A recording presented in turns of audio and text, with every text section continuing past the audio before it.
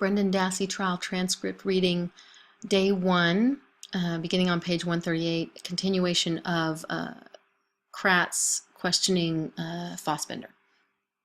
And I scrambled here, so I'm going to reread this. If you continue south, there's another residence located right in this area, which is Chuck Avery's residence, which would be Stephen Avery's brother. And then continuing south, you go down into what was commonly referred to as the salvage yard or the pit, and that was called that, I believe, because it used to be an old quarry area, similar to the quarries that are located around the salvage yard. So you go down a decent descent into this area where all the vehicles are located into the salvage yard area. So that the jury has a better understanding of some of the areas I'm going to show you first. What has been marked as exhibit number 16? Tell us what this is, please. That would be the northwest corner of the salvage yard, and I had mentioned Steve Avery's and Brendan Dassey's residences. Right here is the trailer that Stephen Avery resided in and his unattached garage. That's that driveway I was talking about coming to that location, and this is the right here I'm pointing at the northwest corner of the entire Avery properties. Next, or just to the east of Stephen Avery's residence, is Brendan Dassey's residence, or where he resided, his unattached garage, also, which would make up, and then the surrounding curtilage or yards of both residences. One of the other corners of the property I'm now showing you as exhibit number 17. Tell us what that is, please. This would be the southeast corner of the Avery salvage yard. You can see that berms, or possibly see that berms, are built up around these areas. To the south of that is a quarry, a privately owned quarry, Red Ant Quarry, and to the east of that is a field area. And you can see the salvaged vehicles here, some salvaged vehicles lined up along there, a retention pond there, and also an automobile crusher located right there, which is again in this photo, which would be the lower right-hand area of the photo. Now, this particular corner of the salvage property, I think you mentioned when you first arrived on the property, you had concentrated on this area. Is that a correct statement? That's correct. Can you tell the jury why, what you saw?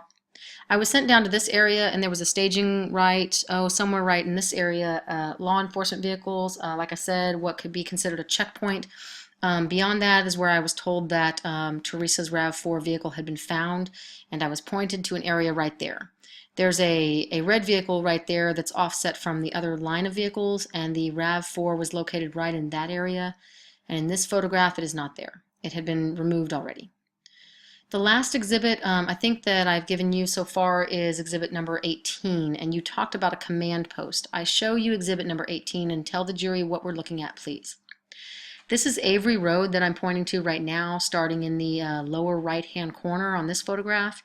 And as you reach where the command post was, which was right there, and right here, there's some command post vehicles, is the northeast corner of the Avery salvage yard.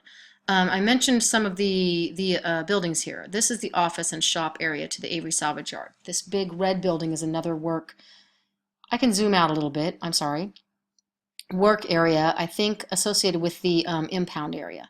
The old shop and service area, I believe, and then right in here is Al and Dolores's house. And I can't quite see it in here, but Chuck Avery's house is right in there. Now, I know that you at least briefly talked about a command center or a command post. Let me just skip ahead so that the jury knows where we're going. How long was it that law enforcement had control of this 40-acre property? Well, beginning on November 5 at approximately 11 a.m., law enforcement arrived on the property in response to a call that Teresa Halbach's vehicle may have been found there, and from that point on through approximately 11:30 on Saturday, November 12, we maintained a presence and held that property. So a full week? Yes. Within the pit area, I guess, what would be to the south and west of the command center, you may notice some vehicles. Can you describe those vehicles for us, please? And by the way, what exhibit is it that you're looking at? I'm currently looking at exhibit 19. And is what's up on the screen a depiction of exhibit 19? Yes, it is. Tell us what that is, please. Basically, we're looking toward the southwest from the north side of the property, and as I mentioned, the salvage area or the junkyard area goes down into a pit, so we're standing up on the elevation part, I believe to the rear of, and I'm not positive, but to the rear of or the south of the Dassey residence or Steve Avery's residence. looking out over the salvage yard, and the vehicles you see in the picture are essentially many of the salvaged vehicles in that pit area. Through your 7 days of contact with that residence, did you come to determine how many junked vehicles were on that property? Yes, there were approximately 4,000 vehicles on that property or on that salvage yard. All right. You said that that this particular property, and I don't expect any of these out-of-town jurors to know this, but the entry to this property is on a county road, a Highway 147. Is that right? A state highway, Highway 147. Yes. I'm showing you now what's been marked as exhibit number 20. Can you tell us what that is, please? That's a sign for the Avery Auto Salvage and Towing, and that is located at the north end of Avery Road, where it intersects with State Highway 147. Exhibit 20 is really just the business sign that directs patrons into the salvage area. Is that right? That's correct. Now, Agent Fassbender, your original contact with that location, you said was at the request of Sheriff Poggle, the sheriff from Calumet County. Is that right? Yes, that's right. At about what time, perhaps you answered this, but at about what time did you arrive at that scene? Shortly after 2 p.m. And about that time, or shortly thereafter, did you agree to become one of the lead investigators in this case? Yes. And again, shortly after 2 p.m., did you and other law enforcement officers become actively involved in securing or applying for what's known as a search warrant? Yes. Tell the jury what a search warrant is, please. Essentially, a search warrant is an order signed by a judge based on probable cause that directs law enforcement to search a person, object, place, and to seize property or items of property. It's based on probable cause that a crime may have been committed. Along with that, the date that it's issued to the date that it's executed, you have 5 days to do that, and you have 48 hours to return the search warrant. Basically, that's returning it to the clerk of courts or the court with an inventory of what was seized, if anything. The judicial authorization, that is the fact that a judge authorizes you to search either a place or buildings or residences or even persons. Did you believe that that was required or necessary before you folks went any further that day? That is on the 5th? Yes. You said that upon your arrival you had observed some items or some property that had been previously discovered by some citizen searchers. Is that right? That's correct. Describe that for the jury, please. The item was a 1999 RAV4. It was bluish green in color, and the citizen searchers had located it on the Avery property and had contacted law enforcement, reporting that they may have located Teresa Halbach's vehicle.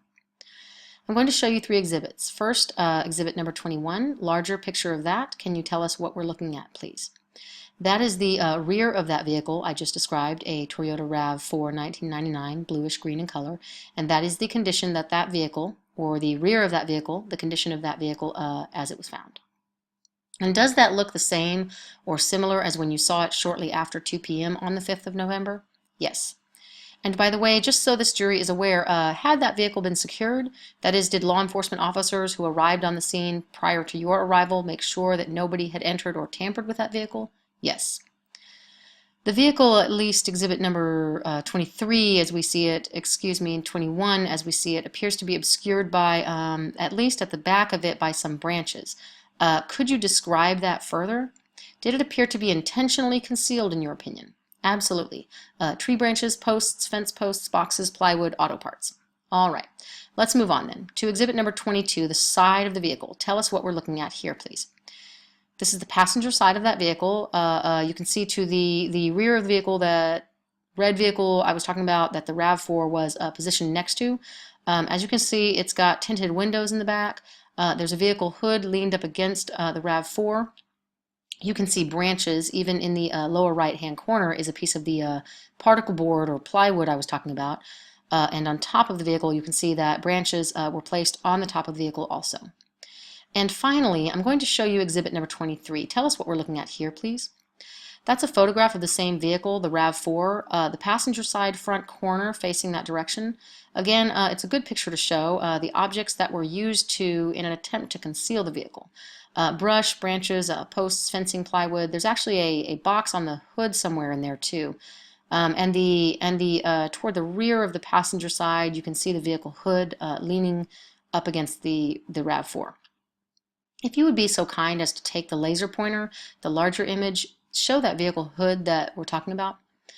On the left side of the photograph here that I'm pointing to right now is that vehicle hood leaning up against the passenger rear quarter panel area of the RAV4. Do you know what that vehicle hood's made out of? Metal, steel. All right, have I had other exhibits provided to you? Are there other exhibits that were provided? Yes. Could you tell me what they are, please? 24? What's been marked as Exhibit 24 is another photograph of the 1999 Toyota RAV4. It's more at or around dusk, getting dark out. Again, it still has the debris that was put on and stacked up by the RAV4, and also there was or shows some individuals in the scene, some law enforcement officers in the scene. All right, in this picture as well is the steel vehicle hood in front of a gentleman I think that the jury will learn is John Ertl. Can you first point to Mr. Ertl from the crime lab and then again describe that vehicle hood? Mr. Ertl's standing right there in the coveralls. He's from Wisconsin State Crime Lab. They had been called to the scene to assist in processing or seizing evidence, and that the vehicle hood is to his left and in front of him right there, leaning up again against the Toyota RAV4. Before we go any further, Agent Fassbender, we've brought into the court what's been marked as Exhibit number 26. Can you tell us what that is, please? Exhibit 26 is that vehicle hood that I've pointed out in the photographs, leaning up against the rear quarter panel, passenger rear quarter panel of the RAV4. Have you picked up or, with the assistance of others, attempted to manipulate that particular piece of steel? Yes. In your opinion, would that take more than one individual to at least appropriately move it from one area to another? Yes. I'm showing you also what's been marked as Exhibit number 25. Tell us what that is, please. Exhibit 25 is another photograph of the RAV4 and its location where it was found. This photograph is taken looking at the rear passenger corner of the vehicle, clearly again showing, and I'll point out, the vehicle hood, what appears to be a fence post next to the vehicle hood, and branches concealing the vehicle.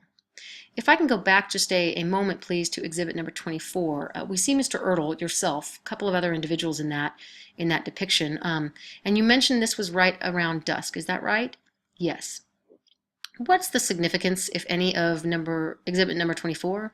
In other words, what is happening just prior to and just after this photograph was taken? I'm going to ask it a different way because I know that was a bad question. I'm sorry. Was this vehicle completely processed at the scene, or was a decision made to remove the vehicle from this location? The decision was made in conjunction with the forensic scientists from the crime laboratory that we would move the vehicle from the scene. Some factors that entered into that decision obviously was darkness coming upon the scene, and inclement weather also having already happened, and more inclement weather being predicted, so the vehicle was removed from the scene and transported to the crime laboratory in Madison. Could you tell the jury, please, how the vehicle was removed from the scene? Well, first, the crime lab personnel that were at the scene processed and examined the items that were used to conceal the vehicle to determine whether they felt it had any evidentiary value. Certain items were seized and transported with the vehicle, such as the vehicle hood there. At that time, a wrecker service was contacted, as well as a transport service. Rabus, R-A-B-A-S, I believe, came and with their wreckers, and they removed the vehicle from its location and brought it out by where we had seen the vehicle crusher.